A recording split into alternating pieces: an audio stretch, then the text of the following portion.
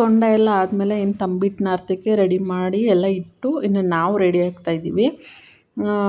ತಂಬಿಟ್ಟು ನಾರ್ತಿ ಮಾಡಿ ಅಕ್ಕ ಆಲ್ರೆಡಿ ಎತ್ತಿಟ್ರು. ಇನ್ನು ಪಲಾವಿಗೆ ಭಾಗ್ಯಕ್ಕ ಎಲ್ಲ ರೆಡಿ ಮಾಡ್ಕೊತಾ ಇದ್ರು. ಇದೆಲ್ಲ ತರಕಾರಿ ಎಲ್ಲ ಕಟ್ ಮಾಡಿಕೊಡ್ತಾಯಿದ್ರು. ಮಕ್ಳಿಗೆಲ್ಲ ಹೊಟ್ಟೆ ಹಸ್ಬಿಟ್ಟಿತ್ತು. ಹಾಗಾಗಿ ತಂಬಿಟ್ಟು ನಾರ್ತಿ ನೋಡಿ ಈ ಥರ ಪುಟ್ಟದಾಗಿ ಎಷ್ಟು ಗಟ್ಟಿಯಾಗಿತ್ತು ಅಂದರೆ ತೆಳ್ಳೆ ಥರ ಹರ್ಕೊತಾನೂ ಇರಲಿಲ್ಲ, ಗಟ್ಟಿಯಾಗಿ ಬಿಗಿಯಾಗಿ ಇತ್ತು. ನಾವು ಸಿಂಪಲಾಗೆ ಮಾಡ್ಕೊಂಡಿದ್ವಿ, ಡೆಕೋರೇಷನ್ ಜೋರಾಗಿ ಮಾಡ್ಕೊಂಬಂದಿರ್ತಾರೆ.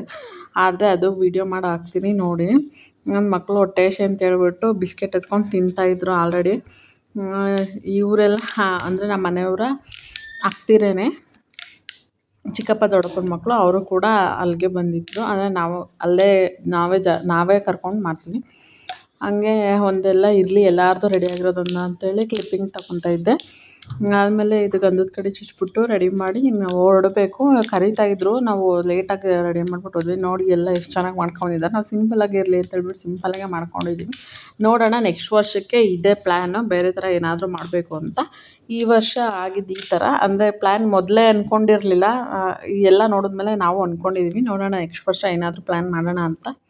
ಇದಾದಮೇಲೆ ಇಲ್ಲಿ ಮಾಮೂಲಿ ಎಲ್ಲ ಊರೆಲ್ಲ ಸುತ್ತ ಬಂದುಬಿಟ್ಟು ನೆಕ್ಸ್ಟ್ ಅಲ್ಲಿಗೆ ದೇವಸ್ಥಾನದ ಹತ್ರ ಬಂದ್ವಿ.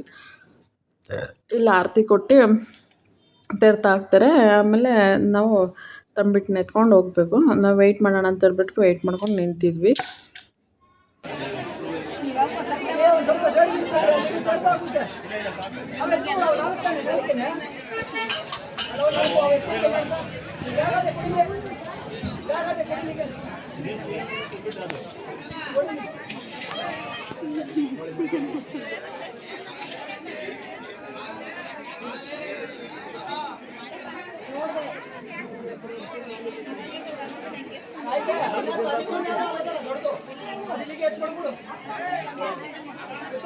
ಎಲ್ಲ ಮುಗಿಸ್ಕೊಂಡು ಇನ್ನು ಮನೆಗೆ ಬಂದ್ವಿ. ಮನೆಗೆ ಬಂದಮೇಲೆ ಮಾಮೂಲಿ ಇವ್ರು ಕೂತನ್ಸುತ್ತೆ, ನಿಮ್ಗೆ ಹಳೆ ವಿಡಿಯೋದಲ್ಲೇ ಹಾಕಿದ್ದೀನಿ. ಅಡುಗೆಗೆಲ್ಲ ಅವರು ಅಂದರೆ ನಾಳೆ ಅಡುಗೆ ನಾನ್ ವೆಜ್ ಇದ್ದಿದ್ದು. ನಮ್ಮದು ಸ್ಯಾಟರ್ಡೇ ಬಂದು ಕೊಂಡ ಇರೋದು, ಸಂಡೇ ಬಂದು ನಾನ್ ವೆಜ್ ಮಾಡ್ಕೊಳ್ಳೋಣ ಅಂತ ಹೇಳ್ಬಿಟ್ಟು ಸಂಡೆಗೆಲ್ಲ ಆಲ್ಮೋಸ್ಟ್ ಬೆಳ್ಳುಳ್ಳಿ ಈರುಳ್ಳಿ ಎಲ್ಲ ಬಿಡಿಸ್ಕೊಳ್ಳೋದಿರ್ತಲ್ಲ, ಅದು ಬಿಡಿಸ್ಕೊತಾ ಇದ್ವಿ. ಇವಳು ಬಂದಿದ್ಲು ಜೋಕ್ಸ್ ಮಾಡೋಕ್ಕೆ. ನಾನು ಫೋನ್ ಎತ್ತರೆ ಸಾಕು ವೀಡಿಯೋ ಮಾಡ್ಕೊತಾಳೆ ಅಂತ ರೇಗಿಸ್ತಾನೇ ಇದ್ದರು. ವಾಯ್ಸ್ ಕೊಟ್ಟಿಲ್ಲ, ನನ್ನಂತೂ ಸಿಕ್ಕಾಪಟ್ಟೆ ರೇಗಿಸ್ತಾಯಿದ್ರು. ನಾನೇನು ತಲೆ ಕೆಡ್ಸ್ಕೊಳ್ಳೋದು, ನಾನು ಸಿಕ್ಕಾಪಟ್ಟೆ ರೇಗಿಸ್ತಾ ಇರ್ತೀನಿ. ಅವರು ಅದೇ ಥರನೇ ರೊಚ್ಚಿಗೆದ್ದು ರೇಗಿಸ್ತಾನೆ ಇರ್ತಾರೆ. ನಾನು ಬಿಡೋಲ್ಲ, ಅವರು ಬಿಡೋಲ್ಲ. ಹಾಗೆ ಮಾತಾಡ್ತಾನೇ ಇದ್ವಿ. ಮಾತಾಡ್ತಾ ಹಂಗಂಗೆ ಕೋಪ ಬರ್ತಿತ್ತು, ಮುನ್ಸ್ಕೊತಾನೂ ಇದ್ದರು. ಅವ್ರು ಗೀತಕ್ಕ ಅಂತ ಹೇಳ್ಬಿಟ್ಟು ಅವರು ಹಂಗೆ ಅದೇ ಥರನೇ ಹೇಳ್ತಾಯಿದ್ಲು. ಅವಳು ಇದೇ ಥರನೇ ಎಲ್ಲೋದ್ರೂ ಇದೆಲ್ಲೂ ಬಿಡಲ್ಲ ಅವಳು ಜೋಕ್ಸ್ ಮಾಡೋದನ್ನು ಅಂತ ಹೇಳ್ಬಿಟ್ಟು ಅವರು ರೇಗಿಸ್ತಾಯಿದ್ರು.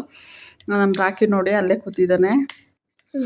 ಅವನಿಗೆ ಜನಗಳಂದರೆ ಗೊತ್ತಿರೋರಿದ್ದರೆ ಸುಮ್ಮನೆ ಇರ್ತಾನೆ, ಗೊತ್ತಿಲ್ಲದೆ ಇರೋರು ಯಾರಾದರೂ ಬಂದರು ಅಂತ ಅಂದರೆ ಫುಲ್ಲು ಜೋರಾಗ್ಬಿಡ್ತಾನೆ. ಅದಾದಮೇಲೆ ಜಾತ್ರೆ ಬೀದಿ, ಏನೇ ಆಗಲಿ ಎತ್ತೇ ಆಗಲಿ ನಾವು ಜಾತ್ರೆ ಬೀದಿಗೆ ಹೋಗಲೇಬೇಕು. ಎಲ್ಲ ಐಟಮ್ಸು ನೋಡ್ಕೊಂಡು ತೊಗೊಳ್ದೆ ಹೋದ್ರೂ ಪರವಾಗಿಲ್ಲ, ನೋಡ್ಕೊಂಡು ಬರಬೇಕು.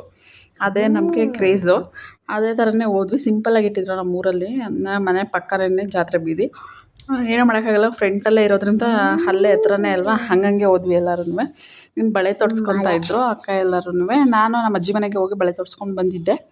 ಇನ್ನು ನೆಕ್ಸ್ಟ್ ಊಟದ್ದು, ನಾನು ಊಟ ಯಾಕಂದರೆ ನಾವು ಸಂಡೇ ಇದು ಅಂದ್ಕೊತೀನಿ, ಊಟ ಬಡಿಸೋದ್ರಿಂದ ಯಾರ್ದು ಕೂಡ ವೀಡಿಯೋ ಮಾಡೋದಕ್ಕಾಗಿಲ್ಲ. ಇವ್ರದ್ದು ಮಾತ್ರ ಹಂಗೆ ಕ್ಲಿಪ್ಪಿಂಗ್ ತೊಗೊಂಡೆ, ನೈಟ್ಗಿದ್ದು. ಡೇದು ಯಾರ್ದು ಕೂಡ ಕ್ಲಿಪ್ಪಿಂಗ್ ತೊಗೊಂಡಿಲ್ಲ. Thanks for watching. Bye bye.